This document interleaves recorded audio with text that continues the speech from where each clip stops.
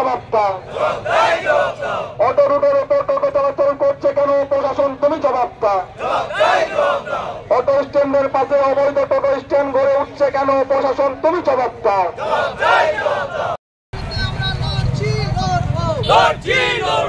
Auto রুটে অবৈধ টোটো চলাচল করছে কেন প্রশাসন জবাব দাও। অটো রুটের উপর অবৈধ টোটো চলছে কেন প্রশাসন জবাব দাও। জবাব তোমায় দিতে হবে।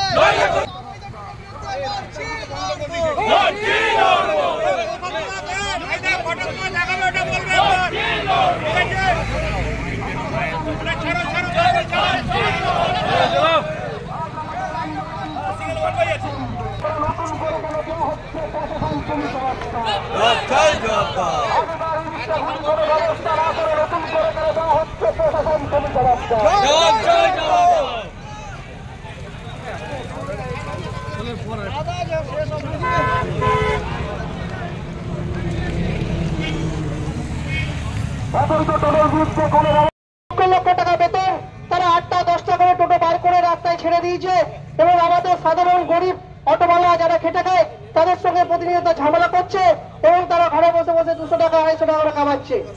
এই বিষয় এর একটা বিহিত। আমরা কোনো টোটো চালকের বিরুদ্ধে না, কিন্তু দুর্গাপুরে যেভাবে টোটো চলাচল করছে সেই চলাচল ব্যবস্থার বিরুদ্ধে আমরা আজকে সরব হয়েছি। এই প্রগতিশীল জগতে বাসের পেছনে যে দুর্গাপুরে এর বাইরে যদি টোটো চলে সেগুলো অবৈধ এবং সেই টোটোগুলোকে আগে বিভিন্ন রুটে দেওয়া হোক, তারপরে নতুন করে আবার ইস্কার রুটে রেজিস্ট্রেশন করা গাড়িগুলোকে চালাতে পারছি। কিন্তু বারবার আমরা আরটিও ডিপার্টমেন্টের কাছে অনুরোধ জানাচ্ছি যে পারমিটের জন্য, সেই পারমিট তারা এখনো পর্যন্ত আমাদের দিতে পারেনি। হবে এখানে এখন দেখা যাচ্ছে প্রশাসনের যা নীতি কোনো ব্যবস্থাই নেই এবং বৈধতার নামে নতুন ভাবে রেজিস্ট্রেশন করা হচ্ছে। তাহলে যে 5000 টোটোওয়ালা রয়েছে তারা কোথায় যাবে? তারা তো রাস্তায় গাড়ি, তার কোনো নির্দিষ্ট নিয়ম নেই। যখনই কোনো ঝামেলা হচ্ছে পুলিশ প্রশাসনের কাছে আমরা যাচ্ছি তখন তারা মেন কারণ হচ্ছে টোটো। আজকে টোটো শুধু আমাদের অটোর সমস্যা না, আজকে বাসের এবং ব্যবসায়ী সমিতির আজকে টোটোর অনিয়ন্ত্রিতভাবে এমনভাবে বেড়ে গেছে যে আজকে বেনাচিটি বাজার প্রায় বন্ধের মুখে, মানে এত জ্যাম হচ্ছে। আজকে দুর্গাপুর স্টেশন বাজারও এত জ্যাম হচ্ছে যাওয়ার। আর আমাদের এত অনিয়ন্ত্রিত যে আমাদের একটা অটোর আগে পেছনে 2-3টে করে টোটো চলছে, আমরা কোনো রকম প্যাসেঞ্জারই পাচ্ছি না।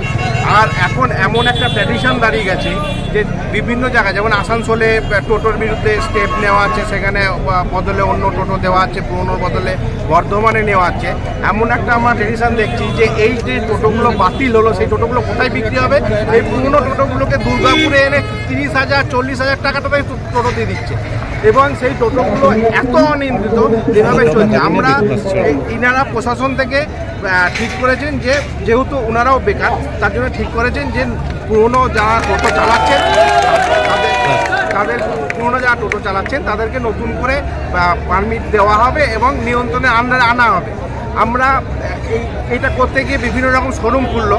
আমরা যখন অথচ নতুন পুরোনো টোটোগুলোকে কোনো রকমভাবে সেইভাবে প্রচার করছে না, তাদের কোনো রকম গিয়ে বলা সেই ধরনের কিছু করছে না, যার ফলে দেখা গেছে যে যারা শোরুম খুলেছে তারা নতুন নতুন ছেলে ধরে নিয়ে তাদেরকে টোটো পারমিট দিয়ে দিচ্ছে।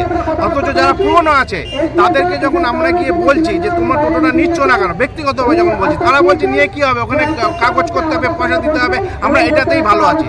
অথচ প্রশাসন সেই জায়গায় গিয়ে চুপচাপ দাঁড়িয়ে আছে। কোনো রকম তাদেরকে বলা, তাদেরকে একটা রেট করা, তাদেরকে একটা ভয় দেখানো, তাদেরকে বোঝানো যে তোমার নতুন নাম কিচ্ছু করছে না। যার ফলে কি হচ্ছে, আগে যদি 5000 থাকে এখন সেটা বেড়ে আরও 5,500 হয়ে গেল, কারণ পুরোনো অনিয়ন্ত্রিত নাম্বার ছাড়া যে টোটো রয়েছে সেটা তো থেকেই গেল, উপরন্তু আবার নাম্বার ছাড়া টোটো ঘাড়ের ওপর চলে এলো। যার ফলে এক সময় গিয়ে দাঁড়িয়ে যাচ্ছে, এখন আমাদের প্যাসেঞ্জার যা দাঁড়িয়ে গেছে, আমাদের রুজির ব্যাপার চলে আসছে। আমরা রোজ দিন বেরোচ্ছি, সারাদিনে গ্যাস ভরে খাবার খেয়ে রাত্রেবেলা যখন ঘুরছি, আদৌ সংসার চালানোর মতন পয়সা আমার হাতে থাকবে কি থাকবে না কিচ্ছু নেই। তার জন্য আমরা বাধ্য হয়ে এই নেমেছি। আপনার নাম? আমার নাম জয়ন্ত জোয়ারদার।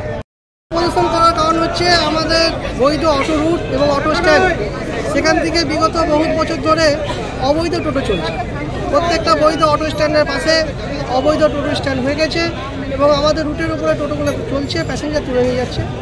আমরা বারবার প্রশাসনের কাছে জানাচ্ছি, পুলিশের কাছে জানাচ্ছি, এর কোনো অ্যাকশন হচ্ছে। তাই আমাদের সরকারের কাছে দাবি যে আমরা গভর্নমেন্টের সমস্ত রেভিনিউ দিচ্ছি এবং গভর্নমেন্টের যত সম্ভব নিয়ম আমরা মেনে চলছি, তা সত্ত্বেও যে বারবার অবৈধ টোটোর বিরুদ্ধে আমরা বলছি কেন কোনো অ্যাকশন হচ্ছে। মিনি বাস থেকে যখনই কমপ্লেন হচ্ছে তারা প্রশাসন নামছে মাঠে, নেমে আমাদের অটোওয়ালাদের ধরে 5,000 10,000 টাকা করে ফাইন দিচ্ছে, যেটা গভর্নমেন্টের রুলসে আছে।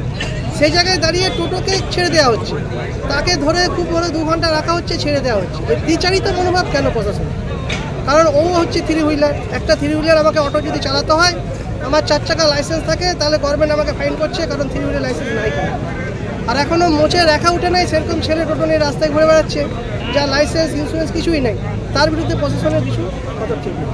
এর আমরা বিরোধিতা করছি। এই দাবি নিয়ে আপনারা আজকে এই দাবি নিয়ে, এবং আরেকটা দাবি হচ্ছে আমাদের অনেক দিন ধরে 250টা অটো আছে যা রুট পারমিট পাচ্ছি না। যখন অবিভক্ত বর্ধমান ছিল তখন সেগুলো অফার লেটার দিয়েছিল, সেখানেও আমরা গিয়েছিলাম পারমিটের জন্য বারবার। তারপরে এখন আসানসোলে এসেছে, এখানেও আমরা বারবার যাচ্ছি, আমাদের পারমিট দেওয়া হচ্ছে না। এবং গাড়িগুলো প্রত্যেক বছর কিন্তু কাগজ করে যাচ্ছে, গভর্নমেন্টকে রেভিনিউ দিয়ে যাচ্ছে, এবং যখনই ফিটনেস করতে যাচ্ছে তখনই আরটি ডিপার্টমেন্টে বিভিন্ন অফিসার চেঞ্জ হচ্ছে, তিনি নতুন নতুন নিয়ম করছে, এবং একটা আনলিগাল অ্যামাউন্ট অনেকজন আছে তারা বলছে। এই দাবি যদি আপনাদের না মানে তাহলে আগামী দিনে আমরা বৃহত্তর আন্দোলন যাব। দেখুন, আজকে আমরা কয়েক ঘন্টার জন্য আমরা সার্ভিস বন্ধ করে রাস্তায় নিয়েছি। এরপরে যদি আমাদের দাবি না মানা হয় তাহলে আমরা সেটা দীর্ঘক্ষণের জন্য সমস্ত অটোকে নিয়ে আমরা আজকে শান্তিপূর্ণ, মানুষের জন্য অসুবিধা না হয় সেই জন্য শান্তিপূর্ণ আমরা দাবি জানাচ্ছি। কতবা দাবি নিয়ে আমাদের মোট 3 দফা দাবি আছে। প্রথম দাবি হলো যে অটো রুট থেকে অবৈধ টোটোকে তুলে নিতে হবে।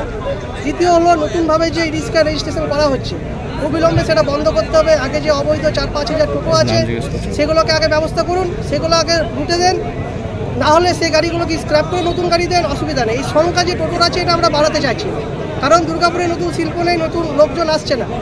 আজকে যে টোটোর সংখ্যা বাড়ছে এরা অটো নালে বাসের প্যাসেঞ্জার নিয়ে যাচ্ছে, তারা আমরা কিন্তু পেট আমাদের দেয়ালে ঠেকে গেছি। আমরা এটা পেটে পরিচয়। আমার নাম হচ্ছে সুজিত ব্যানার্জি, আমি একজন অটো চালক, এখানে অটো চালক হিসেবে এসেছি।